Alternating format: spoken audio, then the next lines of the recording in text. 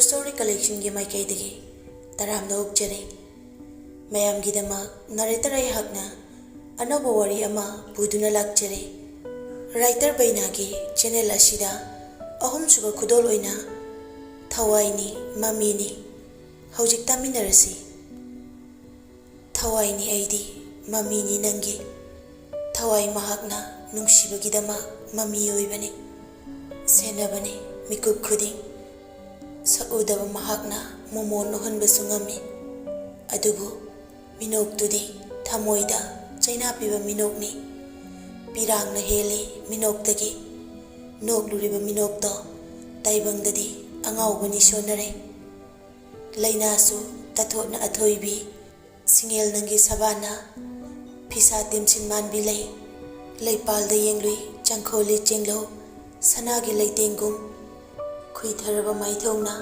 निंगोलगी नापदा ओइनबदी नंगबु हेनबा लेतेदा हादा सिंगेल नुंगसिबी हादा लेरंग तखेले अंगकपतना थल्लबा संसारमा अखोइना लेरिबा संसार असि नतबा अतोपा यामना टॉप टॉपा मैजिक वर्ल्ड हाइनबदुरा नत्रगा करीनो मफम असे अंगकपनी अंगकपा divine हाइबदी मियोइबना खंगबा ngamdaba amadi miyoibada chenba ngamdaba lausing mahai chenba adubu divine haina khangnai sangsar aduda leiriba makhoidi adugumlaba sakti do cheli laigumlaba matik magundo realm adugi maming nongpo khulen haina mingtholami ningthawama leibak tugi leirabasu tawgeda ngamba ngamkhai leita matik magul leiraba Badra mandir mamang magtada khukudak kullaga makhut ani chetna paisinaduna mamit usinduna thamoi chetna ipu mahaki mamangda amadi realm adugi divine power chelaba miyoi kyagi mangda hairaklami khonjelamana hinge punsi leipak sigidama loikrasanu punsi leipak sigidama minungsi thaujan ipu gi laining laisonda मसुगी थवाई लुपजगे थौना पीबियो नसुगी Vasa लुमना लोबियो realm असिदा चलाइदबले चटखा नसुना चटलोय युब्रास की खुसु थांसांग असि शोकतुना नसुना वासकले मुसुक मुबा नोंगना अतिया पुमा ममसिलकले अखाक अराव नसु pick थल्ले नोंदोलतिया कल्लबा नोंगलिक्तुगी मरक्तुदा लेपतुना थमोइदना अचाकपा Mary लोइनदुना मित्येंगना मांगदा थमोइ कनबा अमगुम हन्ना येंगदा लेपलिबा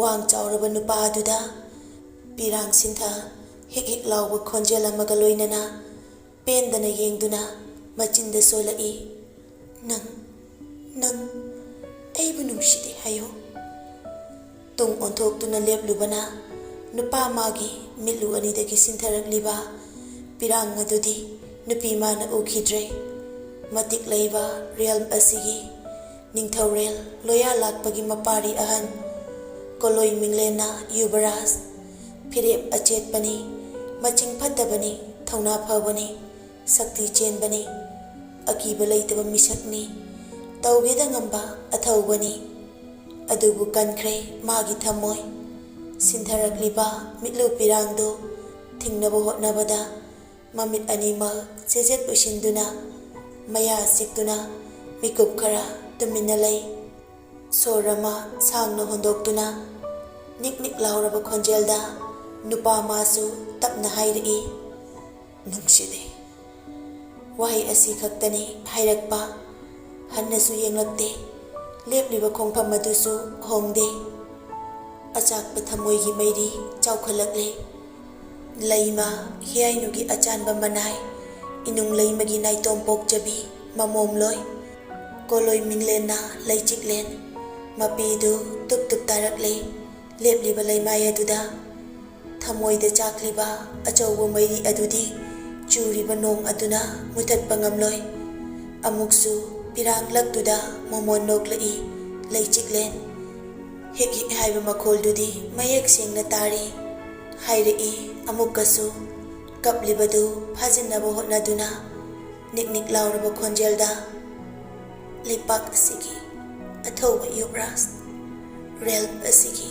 ꯆꯠꯅꯕꯤ ꯋꯥꯡꯃ ꯂꯥꯟꯅ ꯂꯝꯍꯦꯟꯕꯤ ꯑꯩꯅ ꯑꯩ ꯋꯥꯍꯩꯗꯨ ꯍꯥꯏꯔꯒ ꯑꯃꯨꯛ ꯆꯞ ꯂꯦꯞꯇꯨꯅ ꯀꯞꯊꯣꯔꯛꯂꯦ꯫ ꯃꯈꯥ ꯇꯥꯕ ꯉꯝꯗ꯭ꯔꯦ꯫ ꯉꯁꯥꯏꯗꯒꯤ ꯇꯨꯃꯤꯟꯅ ꯌꯦꯡꯗꯨꯅ ꯂꯩꯔꯝꯕ ꯂꯣꯌꯥ ꯂꯥꯛꯄꯅ ꯍꯥꯏꯔꯛꯏ, ꯐꯠꯇ꯭ꯔꯕ ꯗꯦꯃꯣꯜ ꯀ꯭ꯂꯥꯟꯅ ꯂꯩꯕꯥꯛ ꯑꯁꯤꯕꯨ ꯃꯈꯣꯏꯒꯤ ꯃꯈꯥꯗ ꯊꯝꯅꯕ ꯂꯥꯟ ꯇꯧꯗꯨꯅ ꯈꯨꯗꯨꯝ ꯆꯟꯁꯤꯟꯅꯕ ꯍꯣꯠꯅꯔꯛꯄꯗ ꯏꯆꯥꯒꯤ ꯊꯧꯅꯥꯅ ꯑꯃꯗꯤ ꯁꯛꯇꯤꯅ ꯃꯈꯣꯏꯕꯨ ꯄꯨꯟꯁꯤꯟꯗꯨꯅ ꯊꯝꯂꯝꯕꯅꯤ꯫ ꯂꯩꯄꯥꯛ ꯑꯁꯤꯒꯤ ꯅꯨꯡꯉꯥꯏꯔꯕ ꯅꯨꯃꯤꯠ ꯑꯁꯤꯗ ꯂꯩꯒꯤ ꯁꯥꯒꯩꯗ ꯄꯣꯛꯄꯤ ꯅꯨꯄꯤ ꯃꯆꯥ ꯃꯍꯥꯛꯅ ꯇꯧꯔꯤꯕꯁꯦ ꯏꯄꯥꯅ ꯌꯥꯅꯤꯡꯗꯦ, ꯎꯁꯤꯠꯇꯕꯅꯤ꯫ ꯔꯦꯜꯝ ꯑꯁꯤꯗ ꯅꯨꯡꯁꯤꯕ ꯊꯝꯕ ꯌꯥꯗꯦ ꯍꯥꯏꯕꯁꯤ ꯏꯄꯥꯒꯤ ꯌꯨꯕ꯭ꯔꯥꯖ ꯅꯪ ꯈꯪꯂꯤꯕ ꯅꯠꯇ꯭ꯔꯥ? ꯋꯥꯁꯛ ꯆꯦꯠꯄ ꯏꯆꯥꯅꯤ꯫ ꯍꯥꯏꯈꯤꯕ ꯋꯥꯕꯨ ꯅꯪꯅ ꯍꯣꯡꯒꯦ ꯈꯜꯂꯕ꯭ꯔꯥ? ꯂꯟꯅꯒꯔꯒꯤ ꯆꯩꯔꯥꯛ ꯀꯥꯎꯗꯕ ꯐꯩ ꯄꯥꯔꯤ꯫ ꯑꯁꯥꯎꯕ ꯑꯃꯒ ꯂꯣꯏꯅꯅ ꯍꯥꯏꯔꯛꯄ ꯃꯄꯥ ꯏꯕꯨꯡꯉꯣꯒꯤ ꯋꯥꯍꯩꯗꯨ ꯇꯥꯕꯗ ꯌꯨꯕ꯭ꯔꯥꯖ ꯃꯈꯨꯠꯇꯨ ꯈꯨꯇꯨꯝ ꯇꯥꯁꯤꯜꯂꯤ꯫ ꯀꯅꯥ ꯎꯗ꯭ꯔꯕ ꯃꯥꯏꯊꯣꯡꯗꯨꯗ ꯇꯨꯃꯤꯟ ꯀꯞꯂꯤ꯫ ꯂꯣꯌꯥ ꯂꯥꯛꯄ ꯃꯈꯥ ꯇꯥꯔꯛꯏ, ꯆꯠꯅ ꯀꯥꯡꯂꯣꯟ ꯑꯃ ꯍꯦꯛ ꯀꯥꯏꯕꯗ ꯆꯩꯔꯥꯛ ꯄꯤꯕ ꯍꯥꯏꯕꯁꯤꯁꯨ ꯔꯦꯜꯝ ꯑꯁꯤꯒꯤ ꯆꯠꯅꯕꯤꯅꯤ꯫ ꯀꯅꯥ ꯂꯩ? ꯃꯅꯥꯏ ꯑꯃ ꯈꯨꯗꯛꯇ ꯆꯪꯁꯤꯜꯂꯛꯇꯨꯅ ꯃꯀꯣꯛ ꯅꯣꯟꯅ ꯍꯪꯒꯠꯂꯛꯏ, ꯇꯥꯛꯄꯤꯌꯨ ꯁꯅꯥꯌꯥꯊꯪ꯫ ꯅꯤꯡꯊꯤꯂꯣꯛ ꯂꯥꯟꯗꯨꯅ ꯂꯟꯅꯒꯔ ꯐꯥꯎꯕ ꯄꯨꯗꯨꯅ ꯆꯠꯂꯣ꯫ ꯉꯁꯤꯗꯒꯤ ꯆꯍꯤ 100 ꯃꯥꯒꯤ ꯍꯛꯆꯥꯡꯅ ꯃꯥꯒꯤ ꯊꯋꯥꯏ ꯑꯣꯏꯔꯤꯕ ꯇꯈꯦꯜꯂꯩꯒꯤ ꯁꯥꯌꯣꯟꯗ ꯑꯣꯟꯗ꯭ꯔꯤ ꯐꯥꯎꯕ ꯗꯟꯗꯤ ꯄꯤꯌꯨ꯫ ꯂꯝꯍꯦꯟꯕꯤꯁꯦ ꯋꯥꯔꯛꯇꯕ ꯃꯆꯥ ꯃꯥꯜꯂꯦ꯫ ꯁꯦꯡꯂꯕ ꯀꯣꯅꯨꯡꯒꯤ ꯂꯩꯃꯥꯏ ꯑꯁꯤꯗ ꯈꯣꯡꯒꯨꯜ ꯇꯥꯍꯩꯗꯦ꯫ ꯂꯩꯆꯤꯛꯂꯦꯟ ꯑꯗꯨꯛ ꯀꯟꯕ ꯋꯥꯍꯩꯈꯣꯟ ꯑꯗꯨ ꯇꯥꯕꯗ ꯍꯤꯡꯅꯤꯡꯕ ꯐꯥꯎꯗ꯭ꯔꯦ꯫ ꯑꯁꯥꯎꯕꯅꯁꯨ ꯃꯁꯥꯗꯨ ꯊꯛ ꯊꯛ ꯅꯤꯛꯂꯦ꯫ ꯑꯗꯨꯕꯨ ꯃꯇꯤꯛ ꯂꯩꯕ ꯅꯤꯡꯊꯧꯒꯤ ꯋꯥꯕꯨ ꯀꯅꯥꯅ ꯋꯥ ꯃꯊꯛ ꯊꯪꯂꯨꯕ ꯉꯝꯒꯅꯤ? ꯇꯨꯃꯤꯟꯅ ꯂꯣꯏꯅ ꯂꯩꯅꯈ꯭ꯔꯦ꯫ ꯂꯟꯅꯒꯔ ꯍꯥꯏꯔꯤꯕ ꯃꯐꯝ ꯑꯁꯤ ꯔꯦꯜꯝ ꯑꯁꯤꯗ ꯂꯩꯔꯤꯕ ꯃꯤꯄꯨꯝ ꯈꯨꯗꯤꯡꯃꯛꯅ ꯍꯦꯛ ꯇꯥꯕꯗ ꯀꯤꯗꯕ ꯌꯥꯎꯔꯣꯏ꯫ ꯑꯔꯥꯟꯕ, ꯑꯣꯏꯗꯕ, ꯐꯠꯇꯕ ꯑꯃꯗꯤ ꯆꯠꯅꯕꯤꯒꯤ ꯋꯥꯡꯃꯗ ꯆꯠꯂꯛꯄ ꯃꯤꯑꯣꯏꯁꯤꯡꯕꯨ ꯃꯐꯝ ꯑꯁꯤꯗ ꯄꯨꯗꯨꯅ ꯌꯥꯝꯅ ꯁꯥꯊꯤꯕ ꯆꯩꯔꯥꯛ ꯄꯤꯕꯅꯤ꯫ ꯑꯁꯤ ꯈꯨꯝꯂꯕ ꯃꯐꯝ ꯑꯁꯤꯗꯅꯤ ꯊꯣꯠꯂꯕꯤ ꯂꯩꯔꯥꯡꯒꯤ ꯁꯥꯌꯣꯟ ꯑꯣꯏꯔꯤꯕꯤ ꯂꯩꯆꯤꯛꯂꯦꯟꯅ ꯆꯠꯀꯗꯧꯔꯤꯕ꯫ ꯌꯥꯊꯪ ꯑꯗꯨ ꯍꯤꯛꯇꯣꯛꯄ ꯉꯝꯕ ꯃꯇꯤꯛ ꯅꯠꯇꯦ꯫ ꯂꯩꯆꯤꯛꯂꯦꯟ ꯃꯔꯥꯟꯁꯨ ꯌꯥꯖꯩ꯫ ꯃꯥꯅ ꯀꯞꯂꯤꯕꯗꯤ ꯆꯩꯔꯥꯛꯇꯨꯒꯤ ꯑꯀꯤꯕ ꯅꯠꯇꯦ, ꯌꯨꯕ꯭ꯔꯥꯖꯕꯨ ꯋꯥꯔꯧꯗꯨꯅ ꯀꯞꯄꯅꯤ꯫ ꯑꯁꯨꯝꯅ ꯌꯨꯕ꯭ꯔꯥꯖ ꯃꯁꯥꯃꯛꯁꯨ ꯌꯥꯎꯗꯨꯅ ꯃꯥꯒꯤ ꯅꯨꯡꯁꯤꯕꯤ ꯂꯩꯆꯤꯛꯂꯦꯟꯕꯨ ꯄꯨꯗꯨꯅ ꯂꯟꯅꯒꯔ ꯌꯧꯅꯕ ꯄꯨꯔꯛꯂꯦ꯫ ꯅꯤꯡꯊꯤꯂꯣꯛ ꯍꯦꯛ ꯌꯧꯕꯒ ꯊꯣꯡ ꯑꯁꯥꯡꯕ ꯑꯃ ꯂꯩꯔꯤꯕꯗꯨ ꯂꯥꯟꯅꯕ ꯁꯦꯝ ꯁꯥꯔꯛꯏ꯫ ꯃꯌꯥꯝꯗꯨ ꯉꯁꯥꯏꯗꯒꯤ ꯍꯟꯅ ꯌꯦꯡꯗ ꯋꯥꯁꯨ ꯉꯥꯡꯗꯦ꯫ ꯂꯥꯛꯂꯤꯕ ꯌꯨꯕ꯭ꯔꯥꯖ ꯆꯦꯞꯅ ꯍꯥꯏꯐꯦꯠ ꯑꯃꯛ ꯂꯩꯊꯣꯛꯇꯨꯅ ꯂꯩꯆꯤꯛꯂꯦꯟꯗ ꯌꯦꯡꯂꯛꯏ꯫ ꯑꯗꯨꯒ ꯂꯨꯝ ꯂꯨꯝ ꯂꯥꯎꯕ ꯈꯣꯟꯖꯦꯜꯗꯨꯅ ꯍꯥꯏꯔꯛꯏ, ꯇꯞꯅ ꯂꯥꯛꯑꯣ꯫ ꯄꯦꯟꯗꯕꯅ ꯊꯨꯝꯍꯠꯂꯕ ꯊꯃꯣꯏꯅꯤ꯫ ꯅꯨꯡꯁꯤꯕꯒꯤ ꯃꯐꯝꯗ ꯃꯥꯏꯊꯤꯔꯕꯤꯁꯨꯅꯤ꯫ ꯃꯅꯥꯏ ꯃꯁꯦꯟ ꯑꯃꯗꯤ ꯂꯩꯄꯥꯛꯀꯤ ꯅꯤꯡꯊꯧ ꯌꯥꯎꯔꯤ ꯍꯥꯏꯕꯁꯨ ꯀꯥꯎꯈ꯭ꯔꯦ꯫ ꯂꯩꯆꯤꯛꯂꯦꯟ ꯆꯠꯂꯝꯕꯗꯨ ꯆꯞ ꯂꯦꯞꯇꯨꯅ ꯑꯃꯨꯛꯀꯁꯨ ꯍꯥꯏꯔꯛꯏ, ꯅꯪꯕꯨ ꯀꯥꯎꯕ ꯉꯝꯗꯅ ꯆꯍꯤ 100 ꯐꯥꯗꯣꯛꯄꯤꯗꯨꯅ ꯂꯩꯕꯗꯤ ꯑꯩ ꯌꯥꯝ ꯋꯥꯒꯅꯤ꯫ ꯅꯨꯡꯁꯤꯕꯒꯤ ꯃꯩꯆꯥꯛꯂꯛꯇ ꯅꯪꯕꯨ ꯀꯥꯎꯕ ꯉꯝꯗꯕꯒꯤ ꯑꯋꯥꯕꯗꯣ ꯑꯩꯒ ꯂꯣꯏꯅꯗꯨꯅ ꯂꯩꯅꯤꯡꯗꯦ꯫ ꯃꯨꯊꯠꯂꯒꯦ ꯃꯩꯔꯤꯁꯦ ꯃꯄꯣꯛꯁꯤꯃꯒꯤ ꯅꯤꯡꯁꯤꯡꯗꯕ ꯑꯣꯏꯒꯦ꯫ ꯃꯄꯣꯛ ꯀꯌꯥꯔꯛ ꯄꯣꯛꯂꯕꯁꯨ, ꯑꯗꯨꯒ ꯃꯄꯣꯛ ꯀꯌꯥꯔꯛꯁꯨ ꯄꯣꯛꯁꯅꯨ꯫ ꯂꯩꯒꯤ ꯁꯥꯒꯩꯗ ꯑꯗꯨꯃꯛ ꯁꯤꯖꯒꯦ꯫ ꯌꯨꯕ꯭ꯔꯥꯖ, ꯑꯩ ꯆꯠꯂꯒꯦ꯫ ꯑꯁꯤꯕ ꯍꯥꯏꯕ ꯃꯐꯝꯗꯨꯗ ꯊꯋꯥꯏꯅ ꯂꯩ ꯑꯣꯟꯗ꯭ꯔꯤꯉꯩ ꯍꯛꯆꯥꯡ ꯑꯁꯦ ꯏꯁꯥꯅ ꯌꯥꯅ ꯃꯥꯡꯍꯟꯖꯔꯒꯦ꯫ ꯋꯥꯍꯩ ꯑꯁꯤ ꯈꯛꯇꯅꯤ ꯃꯄꯤ ꯇꯨꯞ ꯇꯨꯞ ꯇꯥꯅ ꯍꯥꯏꯔꯝꯕ꯫ ꯈꯥꯝꯕꯁꯨ ꯉꯝꯍꯧꯗꯦ, ꯐꯥꯕꯁꯨ ꯅꯪꯍꯧꯗꯦ꯫ ꯂꯩꯆꯤꯛꯂꯦꯟꯒꯤ ꯍꯛꯆꯥꯡꯗꯤ ꯅꯤꯡꯊꯤꯂꯣꯛ ꯀꯧꯕꯤ ꯏꯄꯥꯛꯀꯤ ꯂꯥꯏꯖ ꯏꯃꯥ ꯃꯥꯒꯤ ꯏꯔꯣꯜꯅꯨꯡꯗ ꯆꯣꯡꯊꯈ꯭ꯔꯦ꯫ ꯂꯩꯔꯤꯕ ꯃꯌꯥꯝꯗꯨ ꯄꯥꯈꯠꯅ ꯑꯃꯗꯤ ꯉꯛꯅ ꯌꯦꯡꯅꯩ꯫ ꯌꯨꯕ꯭ꯔꯥꯖ ꯇꯧꯔꯤꯕ ꯃꯑꯣꯡꯗꯨ ꯈꯪꯉꯤ, ꯈꯪꯗꯕ ꯅꯠꯇꯦ꯫ ꯑꯗꯨꯕꯨ ꯃꯥꯒꯤ ꯂꯩꯆꯤꯛꯂꯦꯟꯕꯨ ꯈꯥꯝꯖꯤꯟꯕ ꯉꯝꯍꯧꯗꯦ꯫ ꯊꯃꯣꯏ ꯃꯆꯦꯠ ꯇꯥꯔꯕ ꯌꯨꯕ꯭ꯔꯥꯖ ꯃꯆꯤꯟꯗ ꯇꯞꯅ ꯁꯣꯜꯂꯛꯏ, ꯅꯪꯅ ꯑꯁꯨꯛ ꯄꯪꯂꯤꯕꯁꯦ Karigino leiche. Yubras mamai leithoptuna turil aduda yenglai. Losin bangamdre adu yaruklabada mapidu mayam mangda tup tup taduna kablakle. Thauna phaba lingjen khakraba nongpokulen asigi ningthorengi mapari athaubado. Machana mapitana kappadu ubada mapaibungo loya lakpa sauna kaurei machabo. Ipagi pari karino nangna tawribase. Yubras mapabungda yenglai aduga lepliba khongpham adudagi khara khajik chathoptuna khuru khudak kunduna makok nontharai. Realmgi chaknabi wang malanduna nachana leirangi chayon oibi mahakbu nungsirure. Leipakkidamaksu thawai thaba ngamba nachane. Leijaba thauna fudoktuna fatraba demon clan ga lantheknabada thawai manglabasu pamuda lanfam dusu thengnajurui. Lanfam adusu mai paklai. Demon clan nachagi khubam nungda phajinduna leire. Realm asigi ningthaugi khubam nachada sinarni haibado nachana yaningdaba leite. Adubo aiga leibak ngakminanaba leiramba aigi thamoigi leirembi magi nungsiwa fangdrabada masagi thawaibo manghankre. Asi hairaga amuksu hek hek kaplaga amuk makha tarai. Aigi mangmaktada Yubras hek hek laurib adu phajinaba hotnabada sor asangba ama hondorai. Magi wakal kaukthokduna aina hingduna leibadi ngamoi. Leipak miyam pumnama evil demolgi akiba koklasano. Asi hairamlaga Yubras magi maraibakta leiriba thang yekpa mayek aduda makhut khudombi amadi khutyai anina masada yauriba sakti pumba singthorakle. Sakti mayamdugi mangalna mafam adu mitpangba ngamda langtrik langna ngalare. Aduga amuksu leibakta yumliba thang adu singthokduna masa mathanta thinjinjaduna pari athauba Yubarasu thawai thaki. Matik leiba sakti chenba Yubaras ki hakchang tapna tapna manil onduna paikre. Manil adusu tapna tapna mangki. Asung wangkhat khrabada ningthaugi sana sangaida leiramba lanmi manai masen amadi leiriba leibak miyam pumnama leimaida loina khuru kunthaduna malem leibakta maraibaktu thengduna khurum lai punna. Aduga amatta oina machinda hairi. Ining thaubu kaina bidai pizari. Yubras ki thawaina hek mangki baga demon clan gi akiba sumangki. Mamsinduna leiramba atia pungan ngalare.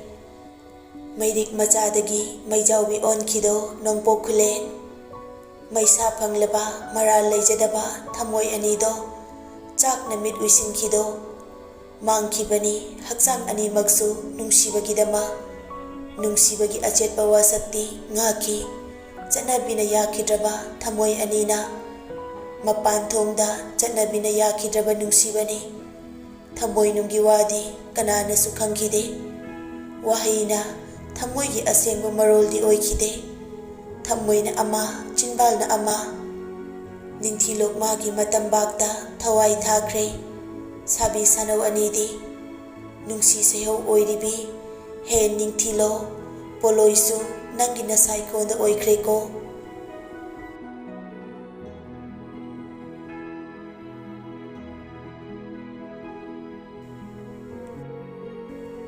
Saharni sitini lairik laisugi mangal ningthina phangle. Lairik heiba khak natana hairiba mahaidugi sinnafam mafam chana chana sizinaba ngamlaklabani. Wakhal munna khanduna thabak tauri. Apha phata tathok tasin tauduna chawkhatpagi lambida changshili. Development da ahongba kharadi uba fanglabani. Adumoinama civilized person dagi uncivilized oiba misingna henbagum tawi. Lairik tambagi changdi henkalakli. Adubu Lairik khak tamlabra, laisudi yaudra mali. Development da ahong bakara makai di urabasu, chaukat pagi lamjenda, mangjin thabadi ngamdri. Paisa paiba khaktana chaukat palaibak nate. Amaromda drug karwarna kachin koya khudingi leire. Popi thaduna aran balambida sizinabagi chang hengatle. Isa giga khanbada isagi iramdam gidi karisu khandrabra.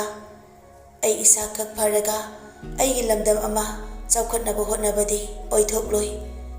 Phatte khanglaba nisadi sizinnaroisi yoloisi. Lamdam asida phangaloisi muthat minasi. Phatte khanglaba drugs muthatnaba awareness kaya pibagi thabak chathari. Nisa asina kadai fawba mangjaba haibasi utpa film drama kaya minna uhali. Asigumlaba amotpa kaya leiriba samas asida phattabasingdu uttuna khara makaidi chumthoknaba hotnaduna mitna uhanduna filamda dramada uthokli.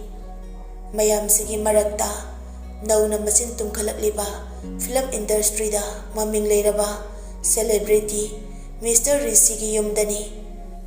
Rishi actor amani fashion model amoina horakiba misak amasuni. Rishi acting gi line asina hena pambadagi fashion gi career adudagi lapna leirakibani. Mahaki ahanba movie dagi adumak hauduna lead role lauduna lagle. Film adumaktagi Rishi mayamna sakhangnaba misak adumak oirakhrabani. Film taruk hena kumlaklabani Rishi tarukmak maming chatli miyamna pamnai. Magi action da magi character da mayamna ngaunabani. Asida sunatana magi ahumsuba movie da Rishi Best Actor Award fawba phangkhre. Chahidi angang natre Rishi adubu ngausinai jagatnai mangauthi. Ayuki pung 8 helabadu fawba Rishi haugatribani.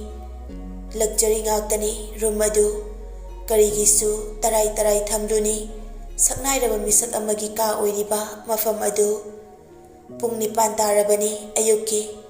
Adubu haujik fawba haugatri hero adu mamai uptuna tumli. Bed nakanda leiriba table da thamliba alarm clock tusu masing thiba warani khongkhiba. Haudokpa changubasu yaba nate. Hek haudoklubada leiramba potna thomakadauribani. Mi oigera sa oigera mabu tumba haudokliba misak adu. Bed nakanda leiriba table macha adu da leiriba alarm clock tusu amuk khonglakle. Rishi handakti mikap thokle. Mamaidu itan tanna leithorakduna mamittu uirum pangthorai. Khongliba alarm adusu lamlaga muthatlaga ngaihak tumina amuk lei. Minute animu leiramlaba matung haugatkhre. Bathroom da changlaga iru maithaba loibaga ayuki breakfast fawba chadri. Dress up tawduna magi bike ki soduga Hamlet tu tap paikhatuna kumtharakle makhada. Tumba hek haugalakpaga prap tholakpada ubada miyai oirap tawraba ahalladuna hanglai. Sanahalna ngantana kadaidano nangna tasna uripokta photoshoot ama tawruni adu loiraga sana kaithialda na garige shooting ne. Asi khak hairamlaga speed tu yangla bike adu thaudokre. Lukhoi Rishi da yenglaga nokmi soli. Nami oiduna inharaklabasu tathina tawbikanuko pari har. Ayuk anganba aduda bike adu thauduna asum lakpagi lambiduda karigumba mami oi saumoi tawba mana Rishi gi gari mamangda yam yangna chensinkibaduda Rishi speed tu kantak thorakbaga brake khangba phabaga control ngamhodaduna khajik situna tusili. Gari tu sinkiba aduda lambida chatlamliba mayamdu chensinnari. Ahanbadadi Rishi ni haiba khangde. Hamlet tu lokthorakbadagi Rishi ni khangbani. Leisabi khara yenglibadu Rishi oirambaduda maya kagre. Yamna excited oibasu yauri. accident thoklibaduna lapna thamkhraga ahal nupi amana hanglai Rishigi manakta jangsinduna Ibungo sokro kadai kadai soke hospital chasiro Rishina sokdeda yarni ne asi hairaga tapna hogal karom dagino nupi macha ama phachang silaglaga yamna ikoi koidana Rishigi khudangdu tapaiduna hanglai darisi natro Rishi phat yenglai Jessica oirami nupidu over jalakle mayam mangduda amuksu phachang silaga Rishigi pambomda konboi paiboi tawraga hairi darisi aigi gari yauri ai thilamage kyam soke satpa yagadro Rishi Jessica na koliba makhuttu satoi aduga lemna hairi si public ne Jessica du khajik ikaiba faure Rishigi waduda ngorok ngobi mamaidu ngangsili celebrity amani accident tawribadu ngaihak tangda social media yobini Jessica yauna Rishi sokpagi photo video na wai chairakpadudadi phone da senaduna leijaba haristu magi khadang nomdanabagi topic ama inaunawna lakpagum khudaktuda Rishi da call tawrai hello nupi da sembiyo nangna khorambo su koirage ta phangbu phangadi nataudu yazare Rishi mayam leiriduda yarani hairamlaga phone du manakongdu thamlaga tusinduna leiriba bike tugi manaktu tamna changsili Haris amukasu tabro anybody here hello Rishina accident thoise foginade media de go accident thowa wawa lawi celebrity ki power se uri vokta lebra ngaijeriye ngasai degi lakpa sombu mayamna faure kaina pongthok chawthokono he yare minute 10 da yorkani okay anidu call thamnakre Rishi su kaisu sokpa natabanina chatkre imam mamba mirang na pikthanba ka amadani ka dugi mayai chapchana nupi ama machinda murum sonduna phamli mahaki akoibadana candle ikoi sina thali maku amasu saijinduda tonglaga taibang mirol khangbagum munna yengduna lei phamliba nupi aduda nupidu mamit khangpang pangthoraklei khanghaudana ilaulawba mamittu khanghaudana pangthorakpaduda makudu khangpai paithokre khongduna nupi aduna ngangladuna hairi taibang lila sanagani aigi kusemna thawai aina pamba thawai di nangi nahakini mafam kadaidano thawai nangna hakjanga punna leiriba asi hairaga kana tadraba ka aduda khakna mathanta noglai